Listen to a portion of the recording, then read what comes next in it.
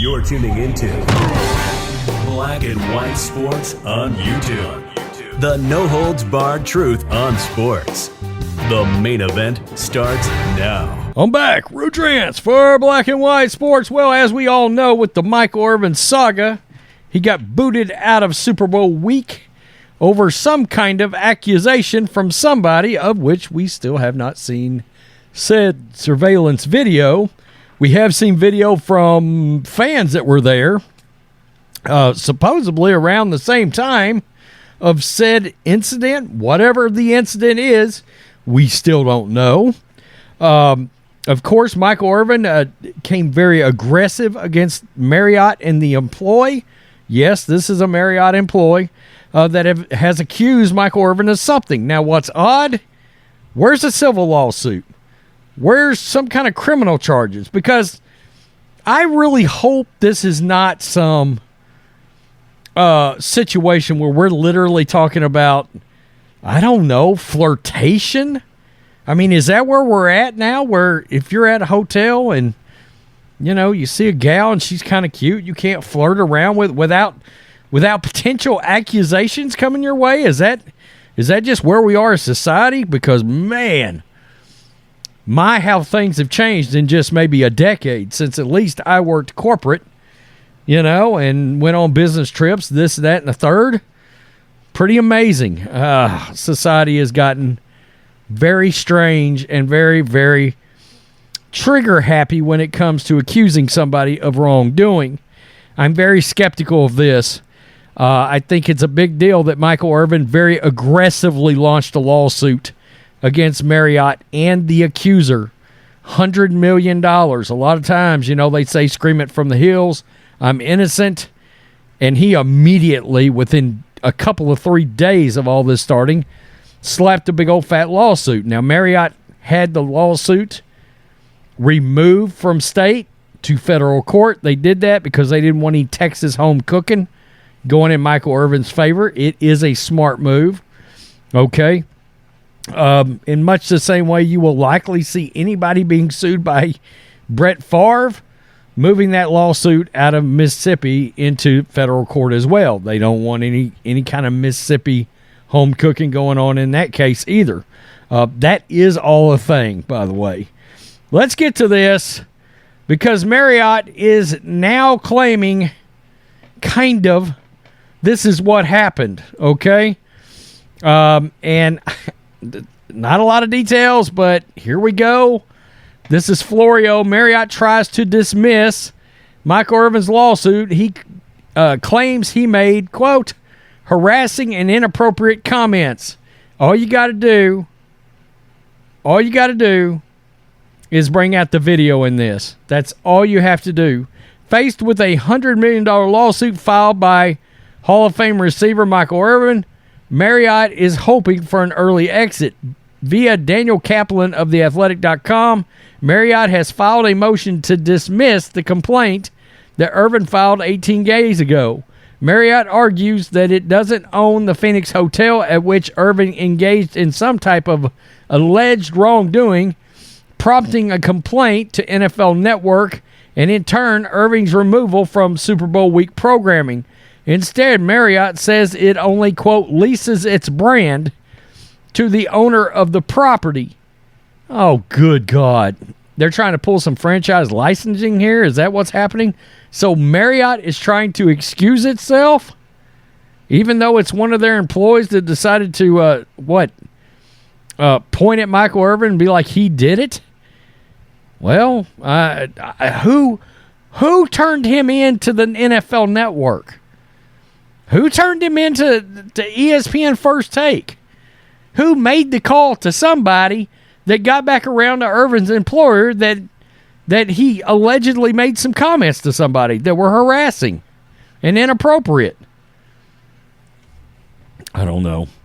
That may not matter. The hotel is a Marriott location. It's hard to imagine Marriott avoiding responsibility based on a technical legal relationship between the corporation and the actual owner-operator of the hotel, especially if the hotel identifies itself as a Marriott property. Absolutely. The paperwork, it sounds like Marriott Hotel is the one that's trying to squeeze their way, wiggle their way out of this crap because they're hoping they don't have to pay Michael Irvin. That also tells me, in my opinion, Marriott's worried about losing. It's a $100 million lawsuit. They're a little concerned right now, it sounds like. The paperwork filed by Marriott also shed some light for the first time on specific allegation made against Irving via Kaplan. Marriott claims Irving made, quote, harassing and inappropriate comments. That's a far cry from the vague notion he engaged in some sort of offensive touching or contact. And it likely will make surveillance video far less relevant since we won't include audio. Well, shit. Okay, so that's I don't know who that's going to hurt. We got a he said, she said situation going. Marriott's claim also will make the discovery process critical on the question of what the employees of the hotel specifically said to NFL Network. Whatever it was enough to get NFL Network to shut him down. What's going to happen here? I mean, what's going to happen if we find out he really didn't do anything and NFL Network rushed to judgment in this manner? Are they just not going to back their employees? Is that what's happening here? We're going to just believe everything. Is that what's happening here? Likewise, it will be interesting to know whether the hotel employees identifies themselves as Marriott employees when making the complaint, because Marriott is a longtime sponsor, NFL sponsor. That's right. Complaints from Marriott would more likely to resonate with NFL Network than complaints from a chain that doesn't give the NFL a lot of money every year. Ultimately, somebody may be giving Irving a lot of money for jumping the gun or telling tall tales about his behavior. Absent a quick settlement, this case could reveal plenty of intriguing facts about communications and other discussions that resulted in NFL Network moving swiftly to take him off the air, perhaps as the evidence eventually may demonstrate too swiftly. Yeah, that's I think something we're all sort of interested in. Did you greatly prematurely jump the gun in yanking Michael Irvin away from his job? Again, I said it before. I'll say it again. It's go week in his industry, right? He's an NFL Hall of Famer. To me, he's the most entertaining guy on all of the pregame shows. He gets fired up. Great banter. Humor's off the chain. It's awesome. To me, he's one of the, for a guy that's had so much money in his life, feels very down to earth. I know videos with fans kind of show us exactly how easygoing Michael Irvin is to just go back and forth with regular everyday folks that's just sitting around him. You know? Got to see some surveillance video, but that's going to suck. All right, if they're talking about there wasn't any kind of touching or anything like that going on, well, then what are we really talking about here? I mean, a case where somebody said something via words and it was considered harassment?